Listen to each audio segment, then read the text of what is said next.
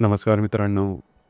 आजच्या व्हिडिओमध्ये आपण चर्चा करणार आहोत दिनांक 5 जानेवारी 2025 करताचा संपूर्ण राशीफळ. तत्पूर्वी आजच्या दिवसाचा जो पंचांग आहे त्या संदर्भातला विचार करू. आजचा जो दिवस आहे रविवारचा आहे. क्रोधी नाम संवत्सर आहे. सूर्याचं उत्तरायण चालू आहे. शिशिर ऋतू आहे. पौष महिन्याच्या शुक्ल पक्षाची षष्ठी आहे. नक्षत्र पूर्व भाद्रपद आहे. योग व्यतिपात आहे. दिवसाचा जो कर्ण आहे तो कौलव आहे आणि जो रात्रीचा कर्ण आहे तो तैतील आहे. आजच्या दिवसाचा जो गुलिक काल आहे तो सुरुवात होईल दुपारी 3:13 ते 4:34 आणि अभिजित मुहूर्त दुपारी 12:08 ते 12:56 असणार आहे. गुलिक काल आणि अभिजित मुहूर्त दिवसाचे शुभ कालावधी समजले जातात. यामध्ये कुठल्याही प्रकारचं महत्त्वपूर्ण काम किंवा निर्णय तुम्ही घेऊ शकता. याचप्रमाणे आजच्या दिवसाचा जो राहू काळ आहे तो सुरुवात होईल संध्याकाळी 4:34 ते 5:55 आणि यमगंड काळ दुपारी 12:32 ते 1:52 असणार आहे. राहू काळ आणि यमगंड काळ दिवसाचे अशुभ कालावधी समजले जातात. यामध्ये कुठल्याही प्रकारचं महत्त्वपूर्ण काम किंवा निर्णय घेऊ नका. याचप्रमाणे आजच्या दिवसाचा जो चंद्र आहे हा चंद्र कुंभ राशीमध्ये भ्रमण करेल. हर्षलबरोबर लाभयोग करेल. दुपारी 2:35 हा चंद्र मीन राशीमध्ये भ्रमण करेल. तिथेच असणाऱ्या नेपच्यूनबरोबर हा चंद्र युद्धयोग करेल. मंगळाबरोबर त्रिकोणयोग करेल. त्याचप्रमाणे बुधाबरोबर केंद्रयोगसुद्धा करणार आहे.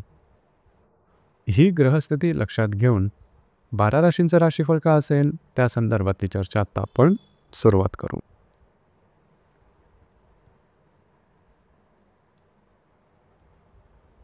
सर्वात पहिली जी रास आहे ती आहे मेषरास.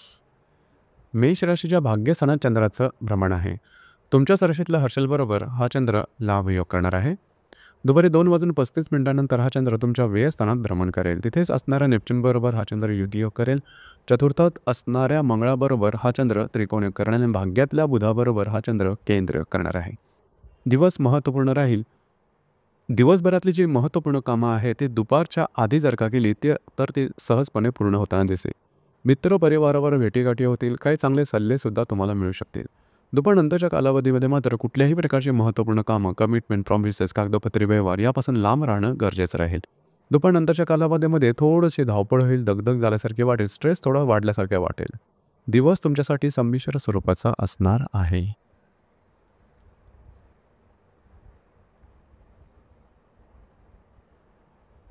यानंतरची जी रास आहे ती आहे वृषभ रास.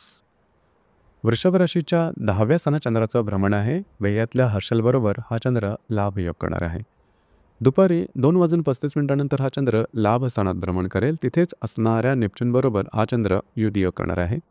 तृतीयातल्या मंगळाबरोबर हा चंद्र त्रिकोणयोग करणार आहे आणि अष्टमातल्या बुधाबरोबर हा चंद्र केंद्रयोग करणार आहे. दिवस महत्त्वपूर्ण राहील. कार्यक्षेत्राच्या संदर्भातल्या महत्त्वपूर्ण घडामोडी दुपारपर्यंतच्या कालावधीमध्ये घडून येतील. दुपारनंतरच्या कालावधीमध्ये तुम्हाला काही चांगले उत्तम लाभ मिळू शकतील. फिरणं वगैरे होईल. महत्त्वपूर्ण कामं तुमची मार्गी लागल्यासारखी जाणवतील. याचप्रमाणे दुपारनंतरच्या कालावधीमध्ये थोडंसं स्वतःच्या आरोग्याकडे लक्ष देणं गरजेचं राहील. दिवस मात्र तुमच्यासाठी शुभफलदायी असाच असणार आहे.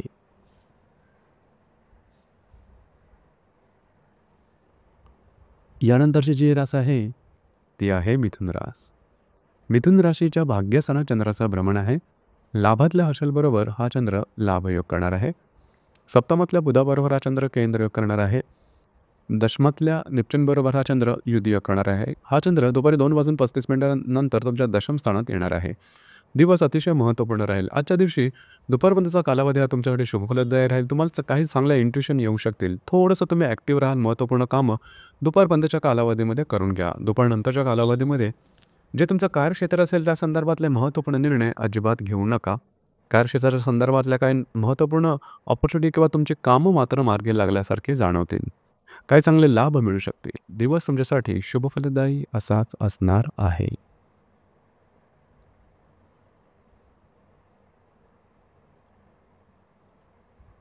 यानंतरची जी रास आहे ती आहे कर्क रास.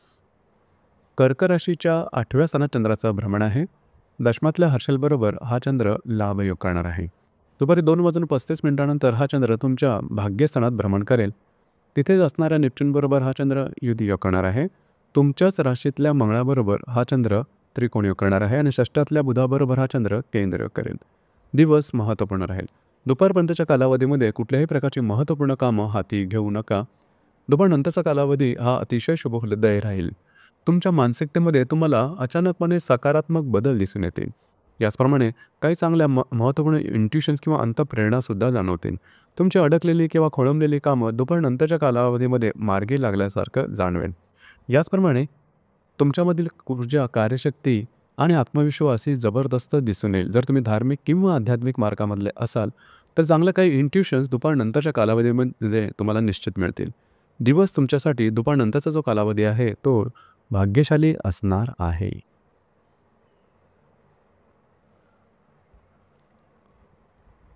यानंतरची जी रास आहे ती आहे सिंह रास. सिंह राशीच्या सप्तम स्थानात चंद्राचं भ्रमण आहे.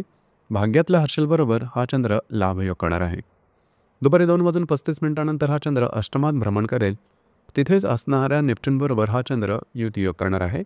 व्ययातल्या मंगळाबरोबर हा चंद्र त्रिकोण योग करणार आहे आणि पंचमातल्या बुधाबरोबर हा चंद्र केंद्र योग करेल. दिवस महत्त्वपूर्ण राहील.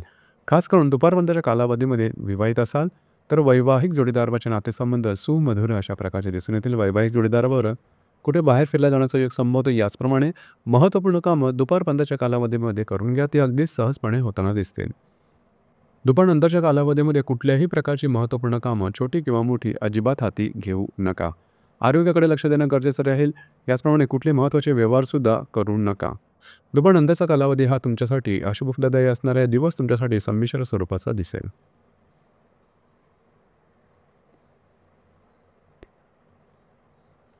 यानंतरची जी रास आहे ती आहे कन्या रास. कन्या राशीच्या 6व्या स्थानात चंद्राचं भ्रमण आहे. अष्टमातल्या हर्षलबरोबर हा चंद्र लाभयोग करणार आहे. दुपारी 2:35 हा चंद्र सप्तमात भ्रमण करेल. तिथेच असणाऱ्या नेपच्यूनबरोबर हा चंद्र युती योग करणार आहे. लाभातल्या मंगळाबरोबर हा चंद्र त्रिकोण योग करणे आणि चतुर्थातल्या बुधाबरोबर हा चंद्र केंद्र करणारा दिवस महत्त्वपूर्ण राहील. दुपारपर्यंतच्या कालावधीमध्ये कुठल्याही प्रकारची महत्त्वपूर्ण कामं हाती घेऊ नका. दुपारनंतरच्या कालावधीमध्ये विवाहित असाल तर वैवाहिक जोडीदाराचे नातेसंबंध सुमधुर अशा प्रकारचे दिसून येतील. वैवाहिक जोडीदाराबरोबर कुठे बाहेर फिरला जाण्याचा योगसुद्धा संभवतो. काही चांगले लाभसुद्धा मिळू शकतील. दिवस तुमच्यासाठी संमिश्र स्वरूपाचा दिसेल.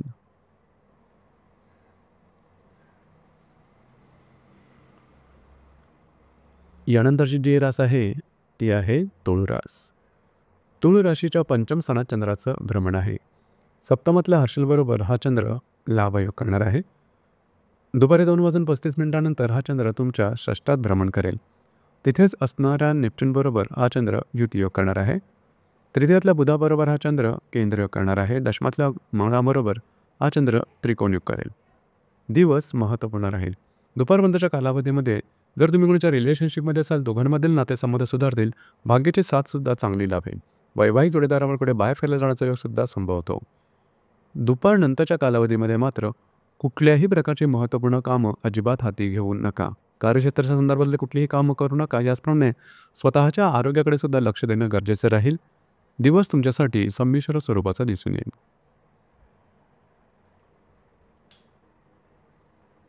यानंतरची जी रास आहे ती आहे वृश्चिक रास.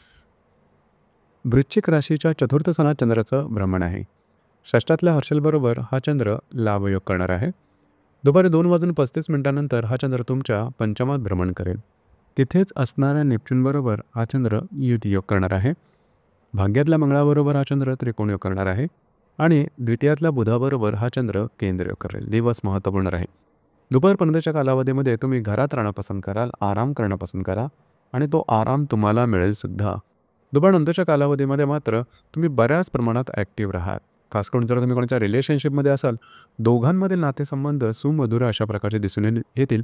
काही चांगले उत्तम लाभ तुम्हाला मिळू शकतील. भाग्याची उत्तम साथ लाभेल. जी कामं तुमच्या अडकलेली पूर्ण होत नाही ती तुम्ही हाती घेऊ शकाल आणि ती पूर्णसुद्धा होताना दिसतील. जर तुम्ही धार्मिक किंवा आध्यात्मिक मार्गामधले असाल तर काही चांगले आध्यात्मिक अनुभवसुद्धा मिळू शकतील. दिवस दुपारनंतरचा तुमच्यासाठी भाग्यशाली असाच असणार आहे.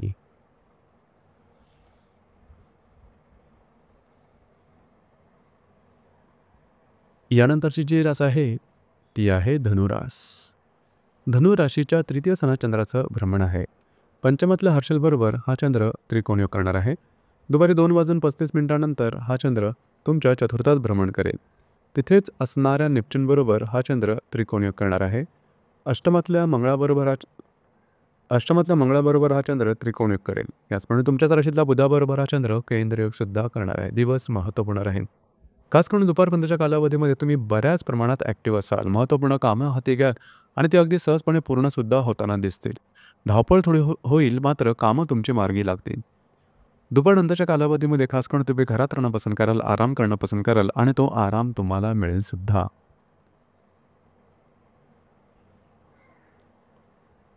यानंतरची जी रास आहे ती आहे मकर रास. मकर राशीच्या द्वितीय स्थानात चंद्राचं भ्रमण आहे. चतुर्थातल्या हर्षलबरोबर हा चंद्र लाभयोग करणार आहे. दुपारी 2:35 हा चंद्र तृतीयात भ्रमण करेल. तिथेच असणाऱ्या नेपच्यूनबरोबर हा चंद्र युतियोग करणार आहे. सप्तमातल्या मंगळाबरोबर हा चंद्र त्रिकोणयोग करेल आणि व्ययातल्या बुधाबरोबर हा चंद्र केंद्रयोग करेल. दिवस महत्त्वपूर्ण राहील. आजच्या दिवशी खास करून कुठल्याही प्रकारची महत्त्वपूर्ण कामं हाती घेताना थोडासा विचार करा. तुम्हाला काही चांगले उत्तम लाभ मिळू शकतील. घरातल्या व्यक्तींबरोबरचा कालावधी तुमचा दुपारपर्यंतचा अतिशय उत्तम राहील. दुपारनंतरच्या कालावधीमध्ये तुम्ही बऱ्याच प्रमाणात ॲक्टिव्ह राहाल. कमिटमेंट प्रॉमिसेस यापासून थोडंसं लांब राहणं गरजेचं राहील. मात्र वैवाहिक जोडीदाराचे नातेसंबंध सुमधुर अशा प्रकारचे दिसून येतील.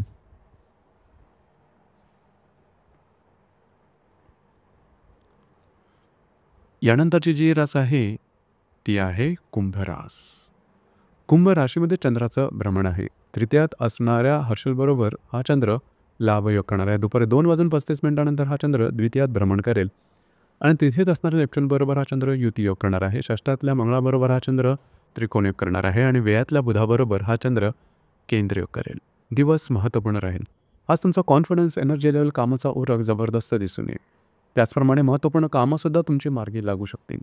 दुपारनंतरच्या कालावधीमध्ये आर्थिक व्यवहार करताना थोडीशी काळजी घ्या. खर्च आणि गुंतवणुकीपासून थोडं लांब राहणं गरजेचं राहील. तुम्हाला गुंतवणुकीच्या संदर्भातल्या काय महत्त्वपूर्ण ऑपॉर्च्युनिटीसुद्धा येऊ शकतील. मात्र विचारपूर्वक गुंतवणूक करणं गरजेचं ठरेल. दिवस तुमच्यासाठी शुभफलदायी असाच असणार आहे.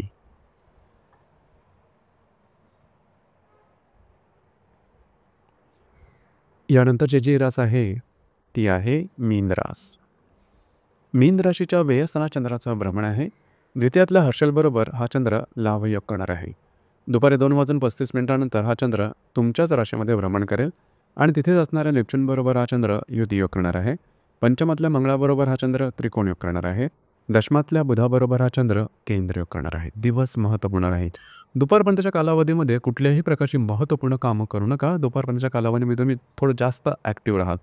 दुपारनंतरचा कालावधी हा तुमच्यासाठी अतिशय शुभफलदायी राहील. काही चांगल्या इंट्युशन्स येऊ शकतील. मनाजोगती कामं होऊ शकतील. भाग्याची संपूर्ण साथ तुम्हाला लाभू शकेल. याचप्रमाणे जी कामं अडकलेली आहेत, पूर्ण होत नाहीत, तीसुद्धा तुमच्या मार्गी लागतील. जर तुम्ही धार्मिक किंवा आध्यात्मिक मार्गामधले असाल तर काही चांगले आध्यात्मिक अनुभव येऊ शकतील. जर तुम्ही कोणाच्या रिलेशनशिपमध्ये असाल किंवा नवीन रिलेशनशिप बनवायची असेल तरी आज दुपारनंतरचा कालावधी हा तुमच्यासाठी शुभफलदायी असाच असणार आहे. तर मित्रांनो, हे होतं दिनांक 5 जानेवारी 2025 करताचं संपूर्ण राशीफळ. धन्यवाद.